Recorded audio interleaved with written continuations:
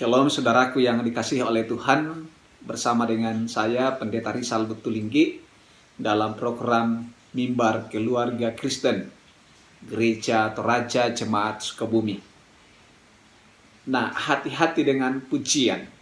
Bapak Ibu Saudara-saudara, tentunya pada umumnya kita semua orang mengharapkan pengakuan atau butuh yang namanya pengakuan. Karena kita membutuhkan pengakuan, maka pujian menjadi bagian yang tidak terhindarkan atau menjadi bagian yang kita rindukan atau harapkan. Siapa sih yang tidak ingin dipuji? Atau siapa sih yang menolak pujian? Nah, karena pujian adalah menjadi bagian yang sering kita rindukan atau banyak yang diharapkan oleh orang. Nah, saya mengingatkan untuk kemudian kita hati-hati terhadap pujian yang datang kepada kita. Mengapa? Karena pujian bisa datang karena sebuah prestasi, sebuah respon terhadap kebaikan kita, pekerjaan, pelayanan yang dilakukan, sehingga orang memberikan pujian sebagai ungkapan syukur, terima kasih. Tetapi harus diingat Bapak Ibu Saudara-saudara bahwa pujian tidak selamanya kemudian menjadi berangkat dari hati yang tulus sebagai ungkapan syukur, ungkapan terima kasih, motivasi atas segala prestasi atau kebaikan, tindakan yang positif dilakukan seseorang. Tetapi bisa jadi pujian kemudian menjadi jerat atau pujian menjadi sarana untuk menjatuhkan atau jebakan untuk menjatuhkan, untuk menangkap atau menghabisi kita. Nah, mari kita perhatikan Bapak Ibu Saudara-saudara, Matius 22 ayat 15. Nah, bagaimana orang Farisi lewat muridnya mengutus murid-murid untuk menjebak Yesus. Nah, kita perhatikan Matius pasal 22 ayat 15 sampai 22. Ayat 15.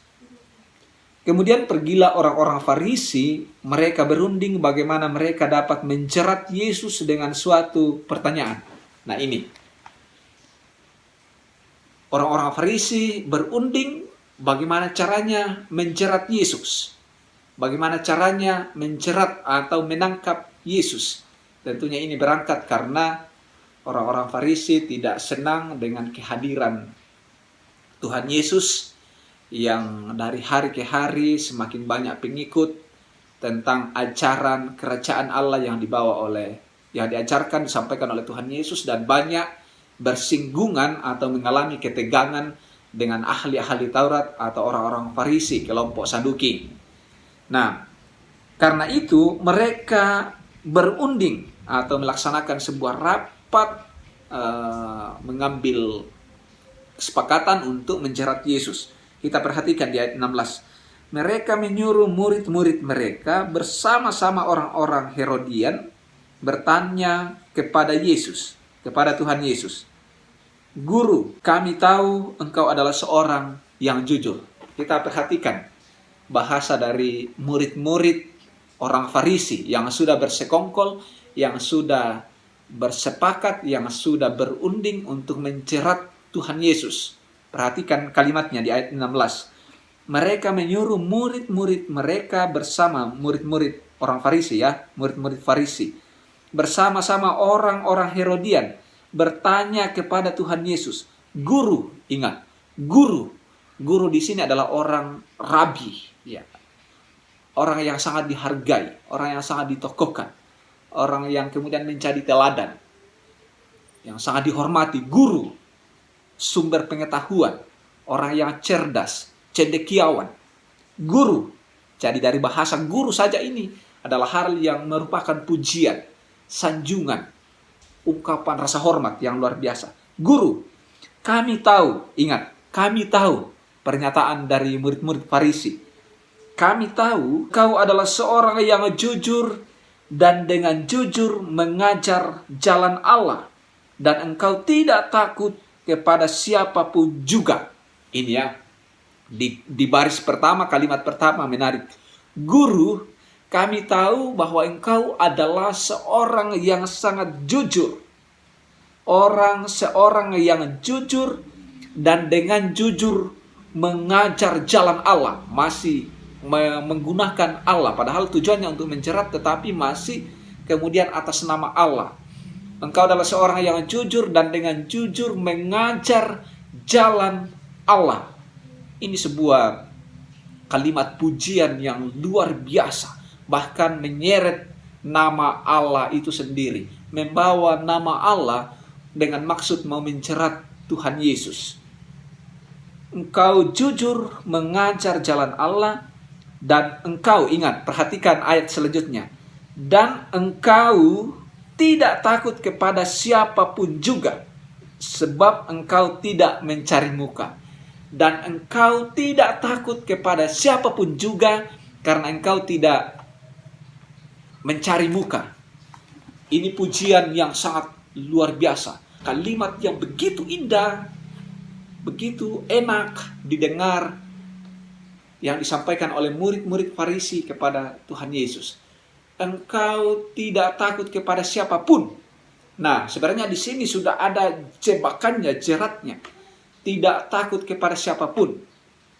Nah, mengapa ini kemudian muncul Bapak Ibu Saudara-saudara? Karena pada saat itu orang Israel, orang Yahudi secara politik mereka dalam kekuasaan Romawi.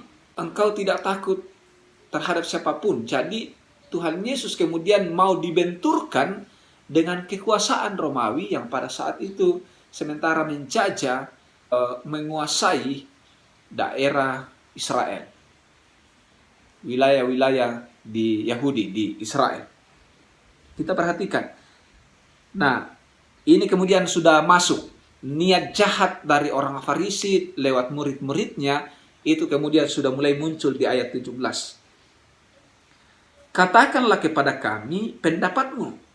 Apakah diperbolehkan membayar pajak kepada kaisar atau tidak? Ini bukan hal yang sederhana Bapak Ibu Saudara-saudara. Bahwa katakanlah kepada kami, apakah diperkenankan membayar pajak kepada kaisar atau tidak? Jawaban dari pertanyaan ini adalah hal yang sangat sederhana kalau kita mau sederhanakan. Ya atau tidak? Tapi maksud dari pertanyaan ini, Bapak Ibu Saudara-saudara, adalah sebuah pertanyaan buah si malakama. Maju kena, mundur kena. Ya kena, tidak kena. Jawaban ya ada resikonya, konsekuensinya. Jawaban tidak juga punya resiko, konsekuensi yang sama. Jadi tidak sederhana jawaban ya tidak yang sering kita pikirkan. Apakah diperkenankan bayar pajak kepada kaisar? Kan sangat sederhana. Ya atau tidak. Tapi masalahnya bukan di situ Bapak Ibu Saudara-saudara. Mengapa? Karena kalau kemudian Tuhan Yesus mau menjawab ya, maka itu artinya Yesus kompromi dengan penjajah. Setuju dengan kaum penjajah Romawi. Sepakat dengan penjajahan, perbudakan, kekuasaan yang terjadi. Sementara dalam konsep orang Yahudi bahwa tanah yang mereka duduki dari nenek moyang mereka adalah pemberian Allah kepada nenek moyang mereka. Tanah Israel, tanah perjanjian adalah tanah pusaka yang diberikan oleh Allah, Tuhan sendiri kepada nenek moyang mereka sebagai janji Allah kepada nenek moyang mereka, Abraham, Ishak dan Yakub. Jadi mengatakan ya sama dengan menyetujui bangsa penjajah, penindasan, kemudian mengingkari kehidupannya, tanah pusakanya, leluhurnya, nenek moyangnya. Penghinaan buat bangsanya sendiri, sukunya sendiri, bahkan merupakan pengkhianatan terhadap Allah yang telah memberikan mereka tanah perjanjian. Nah, ini masalahnya Bapak Ibu Saudara-saudara. Jadi tidak sederhana yang sering kita pikirkan, ya katakan saja ya atau tidak. Kalau tidak, karena ada konsekuensi politik di sana dan juga menyangkut tentang rasa nasionalis, penghinaan terhadap bangsa sendiri, negara sendiri.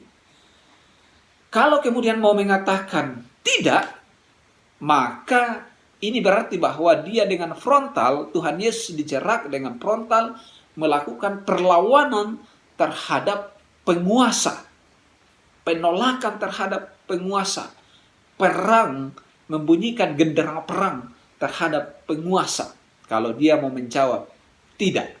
Jadi sekali lagi pertanyaan ini memang membawa Yesus pada sebuah jerat, mau menangkap Yesus, mau menghabisi Tuhan Yesus.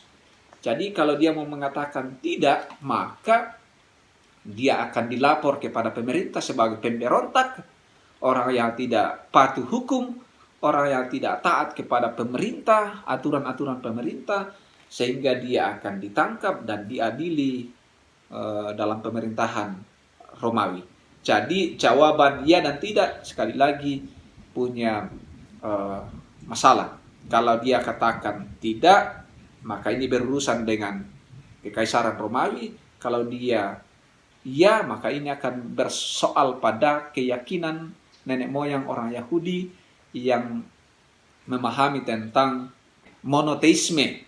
Mengapa? Karena mengiyakan juga membayar pajak sama dengan pada saat itu kaisar, kemudian seluruh daerah jajahannya, kekuasaannya harus menyembah kaisar sebagai Tuhan, sebagai bagian dari loyalitas orang-orang rakyat yang dipimpinnya, yang dikuasainya. Nah, jadi membayar pajak kepada kaisar sama dengan menyetujui penyembahan atau ketaatan, kesetiaan terhadap kaisar sebagai raja, sebagai Tuhan.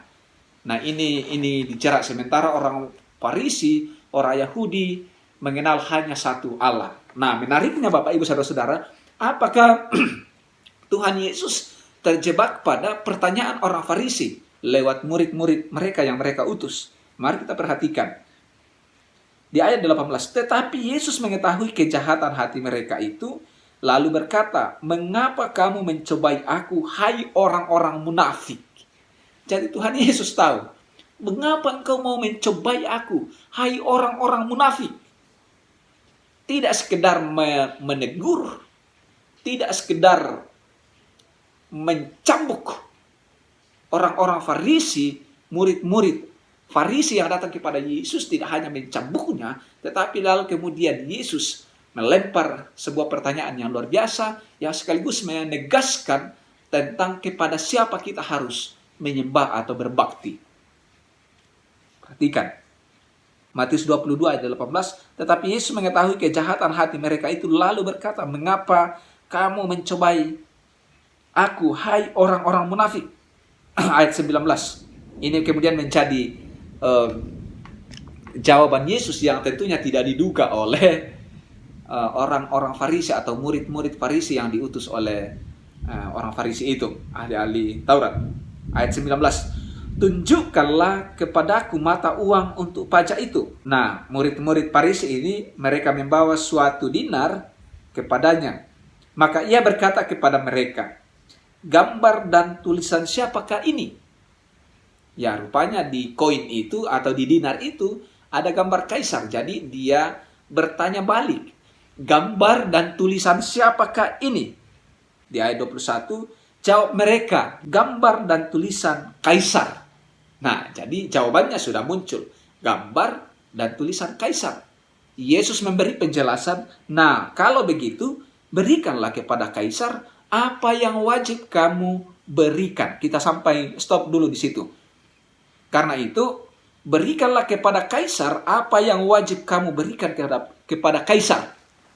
Karena pertanyaannya kan di ayat 17 itu, apakah kita harus membayar pajak kepada kaisar? Maka jawabannya, berikanlah kepada kaisar apa yang seharusnya menjadi hak kaisar dengan koin, di mana kebetulan pada saat itu karena yang berkuasa adalah Romawi, maka di koin atau dinar sebagai alat tukar dalam transaksi jual beli, di situ ada gambar dan tulisan kaisar. Maka Yesus mengatakan kalau begitu, berikanlah yang sebenarnya berhak, yang seharusnya berhak, berikanlah kaisar apa yang menjadi haknya. Nah, karena Yesus mau dijebak ke dalam soal politeisme, apakah Yesus mendukung orang Romawi, penguasa dengan menyembah kaisar. Nah, karena itu Yesus menegaskan, dan kepada Allah apa yang wajib kamu berikan kepada Allah. Berikanlah kepada kaisar apa yang seharusnya menjadi hak kaisar, dan berikanlah kepada Allah apa yang menjadi, yang patut diberikan kepada Allah, yang wajib kamu berikan kepada Allah. Berbicara tentang yang wajib diberikan kepada Allah kan persepuluhan. Itu sudah diatur oleh aturan agama Yahudi. Nah, ini kan yang membebani orang-orang Farisi pada saat itu, untuk golongan-golongan besar ya, orang berada bahwa mereka akan 2 kali membayar pajak. Karena sudah dipajak lewat persepuluhan, kewajiban mereka untuk persepuluhan dibawa ke bait Allah, sinagoge, atau diserahkan kepada Tuhan sebagai kewajiban iman. Dan kalau ditambah lagi pajak negara Romawi, maka ini akan menjadi 2 kali lipat. Ya, tentunya dari hitung-hitungan ekonomi yang menjadi memberatkanlah orang Yahudi pada saat itu dalam pemandangan mereka. Karena itu Yesus kembali ya, berikanlah apa yang menjadi haknya kaisar, dan berikanlah Allah apa yang wajib kita berikan kepada Allah. Yesus di sini juga mau menegaskan bahwa uang kita, materi kita, pajak kita, di situ ada gambar kaisar. Berikanlah kepada kaisar, berikanlah kepada pemerintah. Kewajiban kita sebagai warga negara, ada penguasa, pemerintah ya harus tunduk. Berikanlah. Tetapi ingat Bapak Ibu Saudara-saudara, menyangkut tentang persembahan tubuh, hati jiwa kita, penyembahan kita, wajib diberikan kepada Allah. Gambar dan rupa Allah pada diri kita, seharusnya kita persembahkan kepada Tuhan, bukan kepada kaisar. Menyembah hanya kepada Allah yang esa, hanya kepada Allah yang hidup, bukan menyembah kaisar. Kewajiban politik, membayar pajak dan sebagainya, menaati peraturan-peraturan, itu wajib sebagai warga negara yang baik. Tetapi tubuh kita, hati kita, jiwa kita harus kita persembahkan kepada Allah, Raja di atas segala bangsa. Ayat 22. Mendengar itu heranlah mereka dan meninggalkan Yesus lalu pergi. Saudara-saudara yang sama dikasihi Tuhan, pertanyaan yang datang kepada kita, apalagi menyangkut tentang relasi kita dengan Tuhan, menyangkut tentang peran kebangsaan kita sebagai warga negara, kita memang harus menempatkan diri sebagai anak Tuhan, juga sebagai warga negara yang baik. Kita harus taat kepada aturan-aturan pemerintah, kita harus membayar pajak, dan lain sebagainya. Tetapi ingat, bukan kita menyembah pemerintah, bukan kita takut kepada pemerintah, tetapi sebagai kewajiban kita sebagai warga negara yang baik. Tetapi ingat bahwa kita punya Allah, kita punya Tuhan, di mana kehidupan kita, hati kita, seluruh eksistensi kita, mestinya kita harus penghambakan atau menyembah Allah yang hidup. Hati-hati dengan pujian Bapak Ibu Saudara-saudara. Jangan sampai pujian itu menjebak Bapak Ibu Saudara-saudara dan saya untuk jauh kepada Tuhan dan membuat kita dikuasai oleh musuh atau orang yang berpikir jahat. Hati-hati dengan ini karena bisa membuat kita seperti ini. Tuhan memberkati. Amin.